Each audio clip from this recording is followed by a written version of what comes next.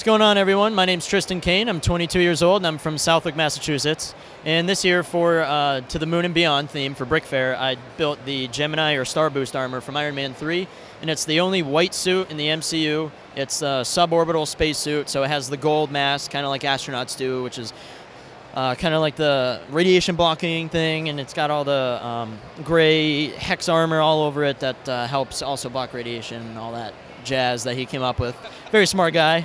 So it's kind of also an homage to him as well. So, yeah. You can see some of the inspiration you used here and kind of how you figured it out. Yeah, so I took the life-size scale of it, which is about 6-ish feet, 6'5", depending on where you look. So I did a half scale. So I used the pictures and measured from the head to toe, and then I took that distance and divided it by 6. And then I used that as a scale factor, so then I could figure out whatever dimensions I needed to do, and then just divide by 2 to get the half scale, like forearm length, leg width, that kind of thing. Yeah. And so this looks great as a model, but there's also lots of movement in here, so talk about how you incorporated all that into the build. So there are 2 sort of systems that LEGO has. So one is power functions, and the other one is the new LEGO Boost Smart Hub. I'll start with the Boost. So it's the new larger hub, and it's white, and it has Bluetooth connectivity, which I really wanted to play around with because I haven't really done anything with that yet. I've always used power functions with the remotes, but this now lets me use my phone to control it, which is really cool. And the reason I also have power functions in it is because this hub only has 2 integrated motors and 2 ports for 2 external motors, and I needed 6 motors. So I had to use the power functions to give me that extra bit.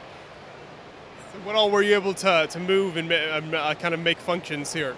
So yeah, I can explain it and then I'll show it. So the Boost Hub runs the head back and forth, left and right, with these 2 buttons.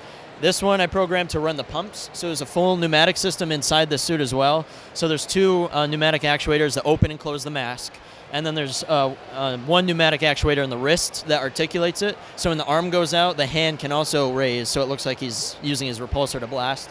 And then the power functions remote we'll turn on the lights and push the arm in and out. Perfect. Let's take a look here. Okay. So this is the head, left and right. And then we can get the pneumatic pumps going, open the mask here. At the same time, I also use the train remote so I can set it to run and I can put it down. I don't have to keep holding up on like the normal power functions remote, which is pretty helpful. And then I can get the hand going. What's really cool is I could do it all simultaneously because all of these buttons are separate, so it's not like one remote where you have to do one and then like use your other fingers. It's just really cool control panel. It's really convenient. Systems work together really well that way. Yes, yes, which is really interesting because I also never used the pneumatic system. I always used like the hard linear actuators with the gears and things. But I knew I wanted to get the arm to go up and down, so I would have had to either put a motor in it or bend some axles through the geometry, which would have been really difficult. But I could just run all the tubes up through the armpit here and then down into the shoulder, into the hand. So these are the 2 linear actuators that push it out, and I got the tubes in here running through, and those connect under. I can actually show you. So if I peel off his shoulder blade, inside there you can see where the tubes and the wires come down in, so I can take the arm off for travel, which makes it easier so it doesn't break off. I can put the mask back down again. And then the other half of the train remote, like I said, runs the lights, so I can turn them all off and I can turn them all on. It's the LEGO Power Functions lights, so I was able to stack them on the receiver so they can all run off this. So the repulsor, the arc reactor, and the eyes all light up. Yeah. That's so impressive how you're able to incorporate that movement. So when you were working on the build, did you kind of build the whole figure and then incorporate kind of the lights and movement inside there, or was it all kind of one general build as it all came together? That's a great question. So normally I build like birds, or I did a dragon last year, so I wanted to do something a little different. I love Iron Man, it's my favorite superhero, and I wanted to kind of tackle an animatronic, like robotic human figure for a change. So I started with the head as always. So that took me about a little under a week. I prototyped it in white, and then I had to order all the gold 1x3 bow bricks to cover it. And then once I got the faceplate done, I did the sides of the head and then the neck. And then I got the size of the body, so I attached a bunch of the 5x7 Technic like square beams, and then I did a layout and then went back and forth. Then I did the feet, went up to the legs, the arms, and then the chest and back. Yeah. And So I know you mentioned you got kind of the white and the gray in the different sections there. So is that kind of all just separate plates that you were able to attach to kind of give that whole effect? Yeah, so I started with the inner structure. So if you look inside the heel here, if I can get this off of here,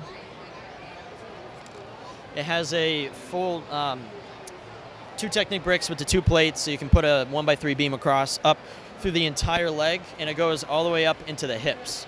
So this is also anchored down here in the base. So if I pull this out, it's 4 32 length axles that pin the entire thing in, and then there's 2 in the ankle here. So I had to make sure that where I placed it was close enough, because the leg bends when they're not straight up. So it's going to be really close on this side and really close on this side. But that let me give a lot of space to build out the outer ankle and the inner thigh. Yeah. So it's a lot of planning that has to go into that to make sure it's all going to stand up when you get the build finished. Yeah, this was the most technical thing that I've ever done, just because there's a whole lot of different moving parts, especially where the legs meet the torso.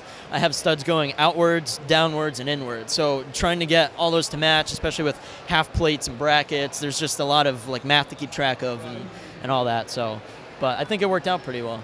See a lot of those equations you did on the papers here. Yeah, a lot of proportions, a lot of just quick math to try to jot down sizes or spacing, like the leg gap where the feet are, try to plan that out so I could get the structure up, so then I could start adding to it.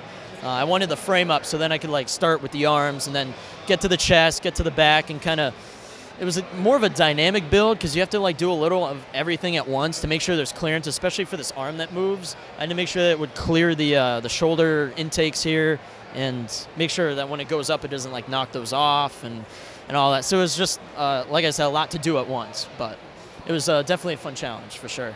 With all that movement you've incorporated in there, does that tend to run pretty smoothly throughout the whole show so far? This is actually one of the smoother things that I've done. I think because of the boost and the Bluetooth control, it's really neat because I can start and stop things whenever I want. I don't have to worry about like gear slippage or clicking, and especially with the pneumatics, which I also never used in my mocks before, it's also super smooth to actuate everything.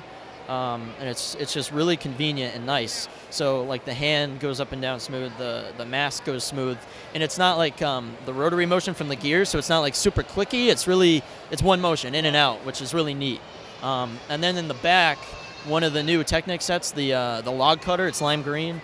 They came out with these new pneumatic gear selectors, so you can actually pass an axle through it. I don't know if you'll be able to see it at all, but right here where this is what controls the mask going up and down. So I put this on here so I can see what position it's in, so I know, because this doesn't give me feedback on that because it's not wired, but there's an axle hole through, so I put that axle through the selector right into the boost, so that will control the air in and out.